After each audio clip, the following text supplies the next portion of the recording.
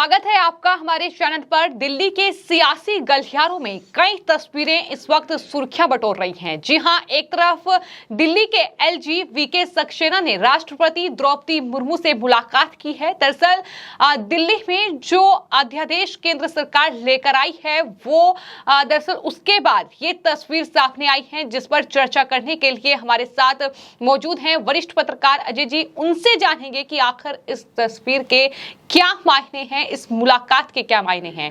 Sir, स्वागत है आपका। मेरा पहला सवाल यही है कि ये जो एलजी ने द्रौपदी मुर्मू राष्ट्रपति जी से मुलाकात की है और अध्यादेश केंद्र सरकार लेकर आई है जिसे राष्ट्रपति की मंजूरी मिली है, उसके ठीक एक दिन बाद ये एलजी मुलाकात कर रहे हैं राष्ट्रपति से। आप इसे किस तरीके से देखते हैं? क्या आपके इस पूरे मामले पर विचार है? देखिए, एलजी का जाना जरूरी था और जाके उन्होंने धन्यवाद दिया, क्योंकि एलजी की लेफ्टिनेंट गवर्नर जो है उसकी बड़ी रिस्पॉन्सिबिलिटी होती है। अच्छा, आपको एक चीज़ और कर दे, जितने भी स्टेट कैप्टन है उस पे एलजी की बहुत बड़ी रिस्पॉन्सिबिलिटी होती है। जैसे इंडिया में पहले जो बड़े शहर होते थे उसमें कमिश्नर की बहुत होती थी। पहले कमिश्नरशिप बड़े शहर में थी, कलकत्ता, बॉम्बे और दिल्ली में, खासतौर कलकत्ता बहुत, तो उनकी बहुत बड़ी रिस्पॉन्सिबिलिटी होती है। और आप समझ लीजिए सबसे बड़ा अधिकारी होता था जो दिन रात सो नहीं पाता था। एक बेदबाब मारवा भी थे दिल्ली में, उनकी भी यही पोजीशन थी कि वो इतना दौड़ते थे कि वो सो तक नहीं पाते थे। लेकिन इस तस्वीर पे रिएक्शन ये भी आ रहे हैं कि क्या एलजी जो है वो राष्ट्रपति को धन्यवाद करने के लिए पहुंचे हैं? नहीं, राष्ट्रपति को धन्यवाद करने का उनका पूरा दायित्व, चूंकि एलजी के सामने समस्या ये थी कि पूरे स्टेट को जो लोकल कैपिटल वो होती है उसको उन्हें देखना, आम आदमी को जाए। दूसरी बात, कहीं पे कोई घपला कर रहा हो, कोई वो कुछ न कर पाए, कहीं पे राजस्व का पैसा न मारा जाए, क्योंकि सब रिस्पॉन्सिबिलिटी उनकी होती है एलजी की। अगर मान लीजिए स्टेट गवर्नमेंट कुछ गड़बड़ कर रही, कोई मिनिस्टर खा रहा, तो एलजी के भी हाथ बंधे हुए हैं। एलजी का काम है ब्रेक एक्सीलेटर ताकि कुछ ना हो पाए। परंतु यह सरकार ऐसी हो जो खूब भ्रष्टाचार कर रही हो, जबरदस्त दारू दुकानें खोल रही हो, एलजी को बगैर बताए, बगैर उसके वहाँ के सारे पेड़ कटवा दे। पता चला जीर्णोद्धार होना था, रिनोवेशन के नाम पे 16 लाख रुपए की ऑलरेडी वो कर गई थी दीक्षित, और उसके बाद उसने करोड़ों रुपए, 45 करोड़ रुपए का अपना वो बनवा लिया। कहीं उनको एलजी को इन्फॉर्म नहीं किया गया। जो बिजली विभाग का बिल था वो जमा नहीं किया, उसमें बहुत हेरा फेरी। तो एलजी की सभी जिम्मेदारियां थी। विजिलेंस ने जांच की, जिन अधिकारियों ने की, तो एलजी के उसमें अधिकारी आते हैं। अब एक आदेश आ गया था जिसमें सुप्रीम कोर्ट ने कहा राज्य सरकार चाहे तो इसमें कानून बना दे, वो सभी प्रदेश सरकार के मंत्रियों को मानना पड़ेगा। अब एलजी के सामने समस्या थी, जो विजिलेंस की फाइलें थी वो मुख्यमंत्री खुद उसमें फंसा हुआ था, केजरीवाल, उनके लोग, वो डायरेक्ट अपने पास बुला रहा था। आईएएस पीसीएस को हटाने के लिए कह रहा था, उनसे बदतमीजी से बात कर रहा था। वहाँ के कुछ मिनिस्टर होते, संजय सिंह, कक्षा 4-5 हर एक को वो कहना और अधिकारियों को बुरी तरीके हड़काना। 4 बजे आप सुन ले, विजिलेंस की खुद ही की जांच का, और खुद ही वो फाइल अपने पास रख करके उसको करेगा। तो एलजी इनसे परेशान थे कि ये एक राष्ट्र के साथ, देश के साथ, दिल्ली प्रदेश के साथ, जनता के साथ धोखा हो जाएगा। जनता के राजस्व के पैसे, जनता के कर द्वारा अदा किए गए करोड़ों रुपया वो खाए जा रहे हैं। तो उसमें राष्ट्रपति ने कानून बना दिया। तो एलजी की जिम्मेदारी होती थी चूँकि वहाँ जा कर के वो करना, चूँकि एलजी बहुत परेशान हो गए थे, उनको बहुत बुरी तरीके से प्रताड़ित कर रहे थे और बहुत गंदे ढंग से वो बोल रहा था संजय सिंह, और वो जबकि लोग जेल में थे। अध्यादेश का जिक्र किया और तस्वीरें, जिस तरीके से मैंने जिक्र किया कि कई तस्वीरें हैं, एक तरफ एलजी ने राष्ट्रपति द्रौपदी मुर्मू से मुलाकात की है, तो दूसरी तरफ जो नीतीश कुमार हैं बिहार के मुख्यमंत्री, उन्होंने कल जो है वो अरविंद केजरीवाल से मिले और आज वो राहुल गांधी से मुलाकात कर रहे हैं। केजरीवाल ये कहते हैं कि नीतीश कुमार और तमाम विपक्षी पार्टियां मेरे साथ आ जाएं इस अध्यादेश के खिलाफ, तो 2024 में हम चुनाव जीत पाएंगे। लेकिन दिल्ली में तो अरविंद केजरीवाल के खिलाफ कांग्रेस पार्टी है। इस अध्यादेश का समर्थन कांग्रेस पार्टी कर रही है कि ये सही है कि केजरीवाल सरकार के भ्रष्टाचार का खुलासा होना चाहिए। तो ये क्या पूरा जो कहीं ना कहीं गड़बड़ है, जो विपक्षी दल की जो एकता का दावा किया जा रहा है, वो कहीं ना कहीं आपको नहीं लगता कि वो पहले ही बिखरा हुआ है और विपक्ष एकजुट होना मुश्किल है? देखिए, विपक्ष की एकता का कोई सवाल ही नहीं उठता है। आपको बताना, केला और बेर का साथ कभी नहीं हो सकता। केला और बेर का और बकरी और शेर का नहीं साथ हो सकता, मगर कभी कभी शेर बूढ़ा हो जाए तो शेर और बकरी का हो सकता है, मगर बकरी और का साथ कभी एक साथ नहीं हो सकता। मेमने का और का साथ कभी नहीं हो सकता। सुअर एक साथ कभी आपको किसी बाड़े में नहीं मिलेंगे। तो शेर अगर बूढ़ा हो जाए तो एक बार बकरी को चलो छोड़ देगा कि अगर बकरी वहाँ पली है, तो यही पोजीशन यहाँ पे है। तो आपको बताना कभी नहीं, कभी कभी ऐसा होता है कि सब एक हो जाते हैं, जैसे कोई आ रहा सब एक साथ भौंकने लगते हैं, सब एक साथ अलर्ट हो जाते हैं। मान लिया हाथी आ रहा तो सब देख करके तरफ हो जाता है, वो भी यही पोजीशन इन लोगों की है। अब क्या है आपको बताना है कि ये जो केजरीवाल जी हैं ये परेशान है, चूँकि नोटबंदी हो गई। नोटबंदी से नीतीश भी परेशान है, पूरी कांग्रेस परेशान है। बेचारे वो परेशान थे राजस्थान के, उन्होंने इसी डर के कारण क्या हुआ, उनके यहाँ बरामद हुआ। तो केजरीवाल एक्चुअली में चाह ये रहे हैं कि अध्यादेश के बहाने प्रोपोगंडा कर लें, क्योंकि केजरीवाल की उम्र बहुत कम दिन है। मैं आपको बता दे रहा हूँ, केजरीवाल तिहाड़ जेल जाएंगे, कोई रोक नहीं सकता है।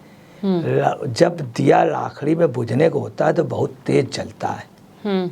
तो केजरीवाल की पोजीशन ये है कि केजरीवाल के साथ एक तो बंगले वाला ड्रामा और उस पे काफ़ी वो अब ये चाह रहे हैं कि अध्यादेश जगह प्रोपोगंडा कर लें। इनका काम सिर्फ प्रोपोगंडा। इन्होंने बहुत ईमानदार चीफ मिनिस्टर को प्रोपोगंडा करके हटा दिया, खुद बन गए। प्रोपोगंडा किया, लोकपाल बिल का लाए नहीं, खुद प्रोपोगंडा किया कि हम 4 कमरे मकान में हमें सिर्फ पैर पसारने मिल जाए। कितने 45 करोड़ का। यही नीतीश देखने आया था। नीतीश जब वहाँ का बाथरूम वगैरह गया, बट नेचुरली इतनी देर रहे तो बाथरूम गए, इंसान है तो पेशाब जाएंगे ही। तो जब वो सब देखा तो नीतीश भी ताजुब में गए। नीतीश आया था इनके बंगले को देखने। दूसरी बात, इन्होंने अपना रोना दे दिया। तो वहाँ यही बात हुई कि भाई कर्नाटक में क्या हुआ, 22 मंत्री बन रहे थे, 8-9 बने। बोले क्यों बने, इसलिए चूंकि रात को नोटबंदी हो गई तो रुपए का एडजस्टमेंट करें कि ये करें।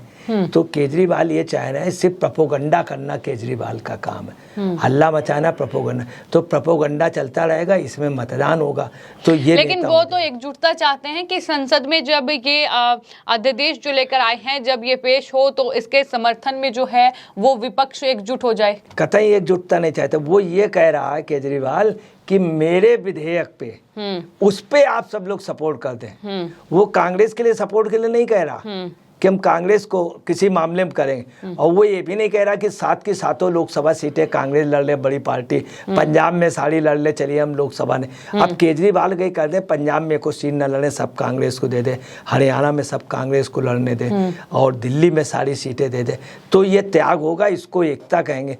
वो ये कह रहे हैं केजरीवाल मेरे लिए वहाँ मतदान कर दो, प्रोपोगंडा पड़ता है। मैं आपको बता रहा हूँ, सब लोग मिसगाइड कर रहे हैं। इसको मालूम है कि अभी पूरे मई तक और जून तक सुप्रीम कोर्ट, मई मतलब अभी काफ़ी दिन तक सुप्रीम कोर्ट खुलनी ही नहीं है। काफ़ी दिन तक सुप्रीम कोर्ट जो है वो बंद है। अगला सोच रहा है तब तक प्रोपोगंडा करते रहे, जब मई के बाद जब खुलेगी तब देखेंगे। तो ये सिर्फ प्रोपोगंडा के लिए, अपने लिए समर्थन मांग रहा। दोनों लोग कतई एक नहीं। कांग्रेस इनको घास नहीं डालना चाहती, कांग्रेस ने इनको निमंत्रण नहीं दिया, कांग्रेस आपको अपनी औकात में लाना चाहती। मैं तो नीतीश कुमार फिर क्या खेल खेल रहे हैं कि वो केजरीवाल से मुलाकात कर रहे हैं, फिर वो राहुल गांधी से मुलाकात कर रहे हैं, तो एकजुटता क्या नीतीश कुमार करवा पाएंगे? देखिए, नीतीश कुमार को बताना है, नीतीश कुमार की ये पोजीशन है कि होता क्या है, एक पहलवान जब हार जाता है या बूढ़ा हो जाता है तो क्या करता है कि अखाड़े में, विभिन्न अखाड़ों में जाता है, कहीं तबला बजाने लगता है, कहीं ढोलक बजाए, कहीं ताली बजाता, कोई जीत गया, कोई ऐसे झुक के बताएगा ये दांव वो दांव। तो नीतीश कुमार की पोजीशन ना रेफड़ी वाली रह गई, ना वो रह गई, एक तमाशबीन ताली बजाने वाली। दूसरी बात, नीतीश कुमार के बारे में आप समझ लीजिए, जिसने चारा घोटाला का मामला उठाया उसी से भाईचारा कर ले। नीतीश कुमार इस समय कांग्रेस के पेड़ बढ़कर हैं, पेड़ बढ़कर। कांग्रेस की यही चाल रही, डेली इनको काम देते हैं। खड़गे वो सोनिया जी वहाँ से देती स्लिप कि इनसे कह दो ये करें, वहाँ से बेंगलोर आए, बेंगलोर से जाएं दिल्ली, दिल्ली से कलकत्ते, कलकत्ते से यहाँ आए, पटना में फिर रैली करें, डेली इनसे रिपोर्ट मांगी जाती। वहाँ गए, वहाँ से उनको दिया गया केजरीवाल के पास जाना, ये करना और फिर उनसे मिलना है। उसके पहले उनको काम दिया गया जाना पटनायक से मिलने जाना, पटनायक से मिलने गए, पटनायक को बुलाया, पटनायक आए नहीं, ज़बरदस्ती जाके गले मिल गए, फ़ोटो खिंचवा ली। फ़ोटो खिंचाने के बाद पटनायक ने दूसरे दिन कह दिया तीसरा फ्रंट की कोई वही नहीं संभावना, मोदी 2024 में आएंगे। ठीक। अब क्या है, नीतीश कुमार को आज भी रिपोर्ट देनी थी। आज खड़गे और उनके साथ ये बैठे नीतीश जी, खड़गे जी के साथ ये नीतीश और राहुल जी, तो ये इनको डेली रिपोर्ट देना जरूरी, चूंकि कांग्रेस के पेट बढ़कर हैं इस समय, पेट बढ़कर, और शायद कांग्रेस से नहीं पटेगी।